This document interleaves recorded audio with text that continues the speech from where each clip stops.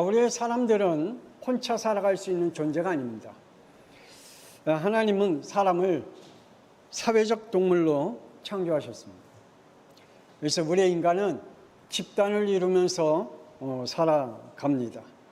그 안에 공동체를 이루고 그리고 서로 돌보며 그리고 그 안에서 발전적인 문명을 이루어 가도록 하나님이 우리의 인간을 창조하셨습니다. 그래서 하나님은 창세기 2장 18절에 이렇게 말씀하십니다. 여호와 하나님이 이르시되 사람이 혼자 사는 것이 좋지 아니하니 내가 그를 위하여 돕는 배필을 지으니라. 하나님은 우리에게 살아가도록 남자와 여자 그리고 협력자들, 지원자들, 돕는 자들을 하나님이 세우셨고 또 내가 돕는 자로 세움을 받았다는 사실이죠. 하나님은 사람들이 연합하고 협력하여 하나님의 선을 이루어 나가라고 말씀하셨습니다. 그래서 우리는 나에게 어려움을 주는 자도 하나님이 나에게 붙여준 사람이고 나를 힘들게 하고 손해 입히는 사람도 하나님이 나에게 붙여준 사람이고 또 나에게 좋게 해주는 사람도 하나님이 붙여준 사람이고 그래서 하나님은 이렇게 말씀하십니다. 로마서 8장 26절에 말씀해 보니까 우리가 알거니와 하나님을 사랑하는 자 곧 그의 뜻대로 부르심을 입은 자들에게는 모든 것이 협력하여 선을 이루느니라. 아멘. 하나님은 모든 일을 이루어 우리에게 주셨고 그걸 통해서 하나님의 일을 이루어 가시는 축복을 우리에게 주셨다라고 말씀합니다. 그러므로 저와 여러분이 내 마음에 맞지 않는 사람이 내게 있다 할지라도 혹은 내 앞에 나에게 황당한 일을 일으키는 사람이 있다 할지라도 혹은 내 앞에 나를 헷갈리게 하는 사람이 있다 할지라도 우리는 당황하지 말고 하나님께서 선을 이루어 가도록 나에게 붙여준 협력자라는 사실을 여러분이 믿으시길 바랍니다. 아멘. 정말입니다. 자, 그러면 오늘 본문의 요셉이 그 주의를 통하여 인생의 여정과 산업의 현장에서 어떠한 만남의 축복을 가졌고 어떤 협력자들이 요셉을 요셉으로 만들어 갔는지 우리가 말씀을 통해서 확인해 가기를 원합니다. 우리 산업인들에게는 하나님 늘 갱신의 협력자들을 붙여주십니다. 또 하나님은 우리 산업인들에게 성공의 협력자들을 붙여주십니다. 그래서 다른 사람을 살리는 협력자가 되어지도록 하나님 나를 축복해 주신다는 사실을 우리 산업인들이 깨달아지기를 바랍니다. 자, 그러면 하나님이 나를 갱신시킬 때 어떻게 갱신시키냐 하면은 이렇게 갱신시킵니다. 나를 죽이는 협력자의 만남이 있습니다. 또 하나는 나를 살리는 자의 만남의 협력자가 있습니다. 그러니까 이 만남 속에 하나님은 나를 뭐 하도록 만들어 간다고요? 갱신하도록 만들어 간다. 따라합시다. 나를 갱신하는 시간표다. 그래요. 하나님께서 여러분을 죽이려고 하는 만남이 있어요. 여러분을 망하게 하려고 하는 만남이 있어요. 그것이 여러분에게는 뭐 하는 시간표라고요? 갱신하는 시간표다. 사람들은 위기를 만날 때 혹은 위기를 넘길 때 이런 말을 하죠. 죽으라는 법은 없나 보다 라는 말을 자주 하곤 합니다. 하나님은 주위 사람들을 통해서 늘 나를 갱신해 가도록 만드십니다. 그래서 우리 산업인들은 주위에 나에게 많은 사람들이 있을 때에 나를 죽이려고 하고 나를 손에 입히게 하고 나를 헷갈리게 하는 사람들이 있다 할지라도 나에게 갱신하는 시간표구나 라고 여러분이 복음 안에서 하나님의 지혜를 깨닫기를 바랍니다. 요셉의 인생의 여정을 보면 참 파란만장한 인생을 걸어갔죠. 여러분이 알다시피 그의 가정은 그의 아버지 야곱에게서 몇 명의 여인이 있었죠? 4명의 여인이 있었습니다. 그리고 그 4명의 여인에서 몇 명의 아들이 낳았다고요? 12명의 아들이 낳았습니다. 그래서 창세기 35장 23절에서 26절의 말씀을 보면 레아의 아들들 중에서 야곱의 장자 르벤과 시몬과 레위과 유다와 이사겔과 스불론, 라헬의 아들들은 요셉과 베냐민, 라헬의 여종 비라의 아들들은 단과 납달리, 레아의 여종 실바의 아들들은 삿과 아셀이라 라고 기록되어 있는 것을 봅니다. 그래서 이 야곱의 아내가 레아, 라헬, 그리고 비라, 실바, 이 4명의 여인이 있었습니다. 이 4명의 여인 중에 야곱이 제일 사랑하는 여인이 누군지 아세요? 어떤 여인을 제일 사랑했을까요? 라헬을 제일 사랑했습니다. 그 라헬의 아들 2명 있는데 누구라고요? 요셉과 베냐민이었다.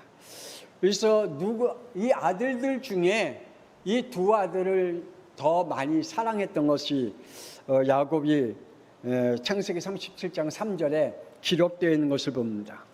그래서 요셉을 더욱 사랑했다.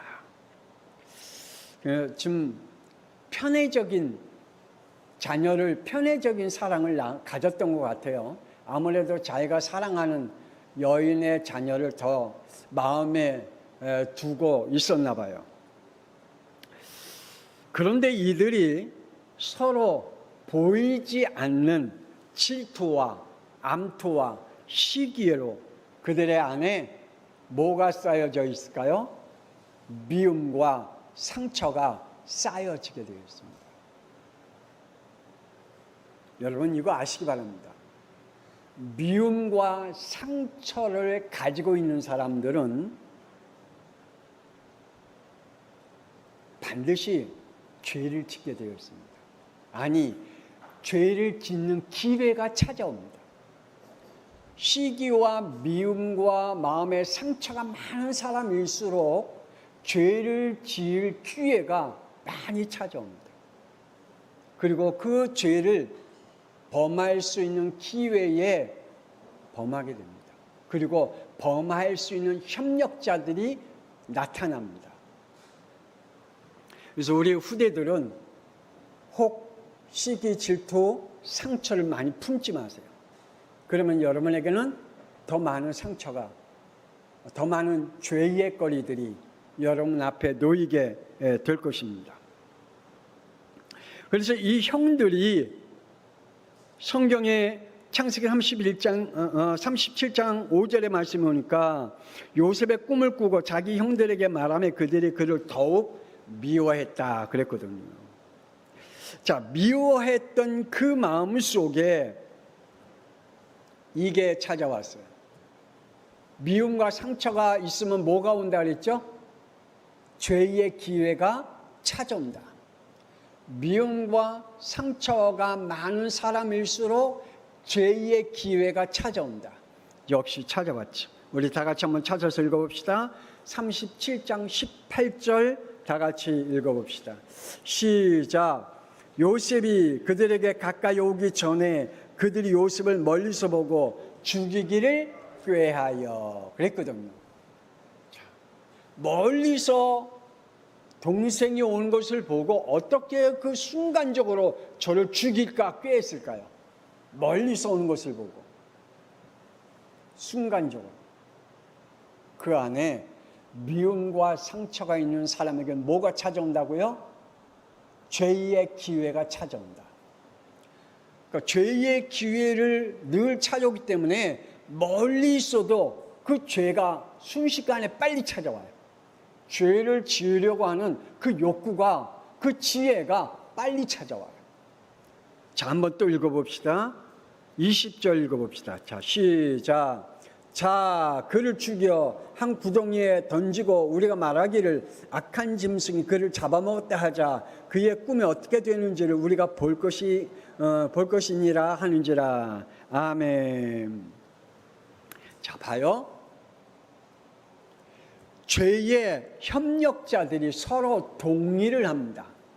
자, 죽이자. 그랬더니 옆에 있는 사람이 그러자. 협력자들이 서로 동의를 해서 그 죄의 협의하에 죄를 짓습니다. 우리가 잘 알다시피 예수님을 죽이려고 했던 이 대제사장과 서기관 장로들이 있잖아요. 그들은 기회를 찾는다 그랬거든요. 예수님을 어떻게 죽일까에 대한 기회를 찾는다라고 그랬거든요. 근데 그들에게 죄의 기회, 그 예수님을 죽이려고 하는 기회가 찾아왔어요. 뜻하지 않게 이러한 일이 왔어요.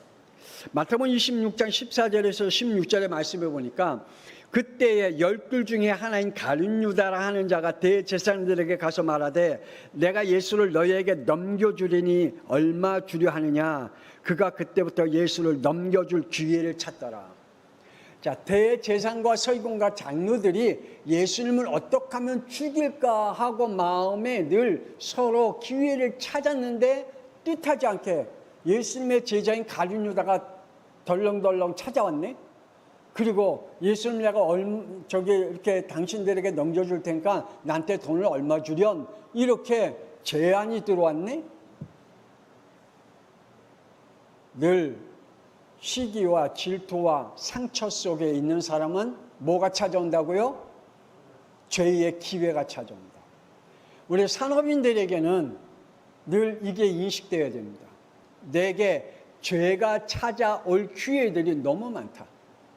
그것을 죄를 지을 수 있는 협력자들이 내 주위에 많다. 그래서 우리 산업인들이 이 사실을 잘 깨닫지 않으면 늘 당할 수밖에 없습니다. 그러므로 죽이려는 자의 만남이 있고 때로는 살리는 자의 만남에 협력자가 있다. 이런 와중에 하나님은 우리 주위에 이러한 사람들을 붙이십니다. 요셉의 형들 중에 맏형인 루벤을 하나님이 그 마음을 바꾸시죠. 창세기 37장 21절 22절 우리 함께 읽어봅시다. 21절 22절 시작. 르벤이 듣고 요셉을 그들의 손에서 구원하려 이르되 우리가 그의 생명은 해치지 말자. 르벤이 또 그에게 이르되 피를 흘리지 말라. 그를 광야 그 구덩이에 던지고 손을 그에게 대지 말라 하니 이는 그가 요셉을 그들의 손에서 구출하여 그의 아버지에게로 돌려보내려 함이었더라. 아멘. 하나님은 우리 주위에 살리는 자를 붙여주십니다. 나를 죽이는 자의 만남도 있고 살리는 자의 만남도 있습니다. 요셉을 죽이려고 하는 형들이 있고 요셉을 살리려고 하는 형들이 있어요. 그러니까 우리 산업인들이 늘 내 주위에 하나님이 이러한 사람들을 나에게 붙여주셔서 하나님의 일을 이루어 가시는데 그것들을 통해서 나를 뭐하는 시간표라고요? 까먹었죠? 무슨 시간표? 갱신의 시간표. 제가 지금 단어들을 이렇게 잘 쓸 때 한번 새겨 들어서 목사님이 왜 이러한 단어를 썼는지에 대한 생각을 조금 하면서 말씀을 들으면 더 큰 은혜가 될 것입니다. 죄의 분위기에 휩싸여 있지만 그러나 죄의 분위기를 바꾸려고 하는 사람이 있습니다. 우리가 사람들이 죄의 분위기에 휩싸여 살아갑니다. 그러나 그 죄의 분위기를 바꾸려고 하는 사람들이 그 와중에도 있습니다. 그래서 내 주위에 있는 사람들을 버리지 말라. 우리 산업인들은 내 주위에 있는 사람들이 나에게 어떠한 협력자가 될지 버리지 마라. 그래서 나에게 지금 혹 내 마음에 들지 않는, 내 성향에 맞지 않는 사람이 내 옆에 있다 할지라도 버리지 말라. 그로 인해서 하나님이 나에게 어떠한 협력자로 바꿔주실지 모른다. 죄의 자리에 머무르지 않으려고 하는 자로 환경을 바꾸려고 하는 그러한 사람도 있습니다. 자, 한번 26절, 27절 읽어봅시다. 26절 27절 시작. 유다가 자기 형제에게 이르되 우리가 우리 동생을 죽이고 그의 피를 덮어둔들 무엇이 유익할까? 자, 그를 이스마엘 사람에게서 팔고 그에게 우리 손을 대지 말자. 그는 우리의 동생이요 우리의 혈육이니라 하매 그의 형제들이 청정하였더라. 아멘. 자, 죄의 자리에 머무르지 아니하려고 환경을 바꿔버립니다. 자, 그래서 우리는 우리의 주위에 있는 사람들을 통해서 하나님이 나를 어떻게 갱신시켜 가는지에 대한 늘 영적인 게임이 있어야 됩니다. 때로는 내 의지와 전혀 다른 현실로 하나님이 내 흐름을 완전히 바꿀 때가 있습니다. 우리 한번 또 읽어봅시다. 28절 읽어봅시다. 시작. 그때에 미디안 사람 상인들이 지나가고 있는지라 형들이 요셉을 구덩이에서 끌어올리고 은 20에 그를 이스마엘 사람에게 팔매 그 상인들이 요셉을 데리고 애굽으로 갔더라. 아멘. 요셉의 의지와 전혀 상관없이 하나님이 그의 현실을 완전히 그의 삶의 흐름을 바꿔버렸어요. 여러분의 의지와 전혀 상관없이 여러분의 삶의 현실에 산업의 현장의 흐름을 완전히 바꾼다면 뭐하는 시간표라? 갱신의 시간표라. 할렐루야. 하나님께서 이것을 잘 여러분에게 깨닫게 하심을 통해서 하나님이 나에게 갱신의 시간표를 준다. 하나님이 요셉을 아버지의 집에서 나오게 하고 형들을 통하여서 살렸다 죽였다 하는 이러한 일들 속에서 하나님이 요셉에게 무슨 시간표를 줬다고요? 갱신의 시간표를 줬다. 그러므로 우리에게 이러한 시간표를 잘 깨닫지 않으면 안 됩니다. 자, 그러면서 우리 36절 한번 다시 읽어볼까요? 시작. 그 미디안 사람들은 그를 애굽에서 바로의 신하 친위대장 보디발에게 팔았더라. 아멘. 하나님이 요셉에게 이러한 갱신의 환경을 바꾸어 주신 것을 봅니다. 자, 그렇다면 우리가 갱신의 시간표 속에 같이 죄에 휩싸여 들어가지 아니하고 거기서 하나님이 내게 준 갱신의 시간표에 잘 순응하고 따라오면 하나님은 나에게 성장의 시간표를 주신다. 그리고 나를 성장시키는 협력자들을 붙여주신다. 그래서 여러분에게는 반드시 성장하는 산업인들이 되어지기를 주 예수 그리스도 이름으로 축복합니다. 하나님은 나를 갱신의 시간표를 주셨다면 또 다른 시간표를 주시는데 성장하는 시간표를 주신다. 그래서 현장에서 유혹하는 자의 만남 속에서 나를 성장케 하신다. 여러분, 우리 산업인들은 유혹거리들이 너무 많이 있습니다.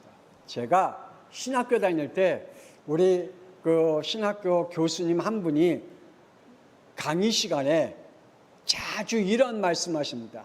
여러분이 목사가 되면 세 개를 조심해라. 하나는 돈, 하나는 명예, 그러니까 정치꾼 목사가 되지 말라 이거죠. 또 하나는 여자. 이거 조심해라. 세 가지만 조심하면 하나님이 축복해 주실 것이다 라고 말씀을 해주셨어요. 그런 것 같아요. 특히 물론 여자나 남자나 이 돈이 있으면요 편안할 것 같죠. 자유로울 것 같죠. 죄를 더 많이 져요. 남자가 주머니에 돈이 두둑하게 있으면 어디 갈까요? 죄 짓는 데 가요. 이 남자는 가만히 있는 성격이 아니라 이 돈만 있으면 돈 없어도 죄 짓는 길로 가지만 돈 있으면 이 성적인 유혹에 그냥 넘어가기 때문에. 그래서 현장에서 유혹하는 자와의 만남 속에서 여러분에게는 하나님의 축복을 잘 누려야 되고 그 안에서 오히려 죄를 짓는 게 아니라 성장해야 함을 말합니다. 하나님은 요셉에게 창세기 39장 3절 이러한 말씀이 있습니다. 자, 우리 한번 읽어볼까요? 39장 3절 시작. 그의 주인이 여호와께서 그와 함께 하심을 보며 또 여호와께서 그의 범사에 형통케 하심을 보았더라. 아멘. 하나님이 요셉에게 이러한 축복을 주셨습니다. 그리고 그 주인으로부터 이러한 은혜를 받습니다. 4절 읽어봅시다. 시작. 요셉이 그의 주인에게 은혜를 입어 섬김에 그가 요셉을 가정 총무로 삼고 자기의 소유를 다 그의 손에 위탁하니. 그래요. 분명히 요셉은 그 자리에서 성공했습니다. 노예의 자리에서 성공했어요. 그 나름대로 성공의 위치에 서 있었습니다. 자, 그런데 바로 유혹이 찾아옵니다. 어떤 유혹이에요? 성적인 유혹이 찾아옵니다. 우리 39장 7절 한번 또 읽어봅시다. 자, 시작. 그 후에 그의 주인의 아내가 요셉에게 눈짓하다가 동침하기를 청하니. 아멘. 요셉의 나이가 몇 살인지 알아요? 지금 30세 이하거든요. 30세에 국무총리가 됐으니까 아직 국무총리가 되기 전이잖아요. 감옥 가기 전이잖아요. 감옥 2년 동안 생활했으니까 지금 아마 27, 28 됐겠죠. 그리고 이 보디발 아내는 몇 살이었을까요? 그래도 보디발 친위 대장이면 장관 정도 되는 거, 지금 말하면 우리나라로 말하면 국방부 장관이거든요. 장관 부인이면 그래도 적어도 50 이상 됐을 거 아니에요. 예? 이 여인이 50살이 넘었단 말이에요. 이 여인이 아무리 몸매가 좋아도 이 청년 요셉 28 먹은 이 청년을 유혹하면 이 요셉이 어떻게 됐겠어요? 요셉이 그 유혹에 넘어가지 않았어요. 그래서 요셉은 8절에 우리 다 같이 다시 읽어봅시다. 시작. 요셉이 거절하며 자기 주인의 아내에게 이르되 내 주인이 집안의 모든 소유를 간섭하지 아니하고 다 내 손에 위탁하였으니 9절. 이 집에는 나보다 큰 이가 없으며 주인이 아무것도 내게 금하지 아니하였어도 금한 것은 당신뿐이니 당신은 그의 아내임이니라. 그런즉 내가 어찌 이 큰 악을 행하여 하나님께 죄를 지으니까. 네. 하나님 앞에 왜 이러한 죄를 내가 지어야 됩니까? 아닙니다. 내가 주인으로부터 이 은택을 입었는데 당신에게는 손을 대면 안 됩니다 라고 말을 하고 있는 것을 볼 수가 있습니다. 그래도 이 여인은 끊임없이 이렇게 유혹합니다. 10절 읽어봅시다. 시작. 여인이 날마다 요셉에게 청하니나 요셉이 듣지 아니하여 동침하지 아니할 뿐더러 함께 있지도 아니하였더라. 날마다 동침하기를 요청했다라고 말합니다. 우리 산업인들에게는 참 이 성적인 유혹을 뿌리치기가 쉽지 않습니다. 여러분은 몰라도 지금 서울에 산업하는 서울뿐만 아니라 산업하는 많은 산업인들이 이 성적인 유혹 참 많습니다. 출장 가서 성적인 유혹 참 많습니다. 특히 해외 출장 가면 성적인 유혹은 거의 99%에서 100%입니다. 마사지에 가면 거의 99%에서 100% 성적인 유혹을 당하고 옵니다. 아니, 행하고 옵니다. 이러한 유혹 속에 요셉은 뿌리치고 뭐하는 시간표라고요? 성장하는 시간표다. 자, 우리 산업인들은 반드시 갱신하는 시간표 이후에는 성장하는 시간표가 있는데 그 성장하는 시간표 속에 성적인 유혹이 반드시 있다. 거기에 뿌리칠 수 있어야 됩니다. 그러나 그 뿌리칠 때 오는 대가도 있습니다. 39장 20절 우리 다 같이 읽어봅시다. 20절 39장 시작. 이에 요셉의 주인이 그를 잡아 옥에 가두니 그 옥은 왕의 질서를 가두는 곳이었더라. 요셉이 옥에 갇혔으나 이러한 대가가 왔습니다.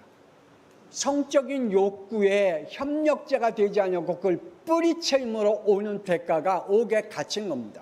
우리 사람인들에게 혹 여러분에게 죄를 지은 그러한 협력, 그러한 일들의 유혹이 온다 할지라도 그걸 뿌리치면 반드시 거기에 대한 대가가 내게 온다 할지라도 그것이 나에게 큰 손해가 온다 할지라도 내게 있는 모든 것을 다 빼앗기는 일이 있어도 우리는 손해가 보는 게 아니다. 그것이 뭐하는 시간표다? 성장하는 시간표다. 자, 그래서 우리 사도인들이 이 요셉이 성장을 어떻게 했는지 잘 깨달아야 될 겁니다. 현장에서 발판이 되어주는 만남도 이루어집니다. 하나님은 산업인들에게 성장하는 발판을 만들어 만남들을 통해서 주십니다. 우리 37장 28절 읽어봅시다. 37장 28절 시작.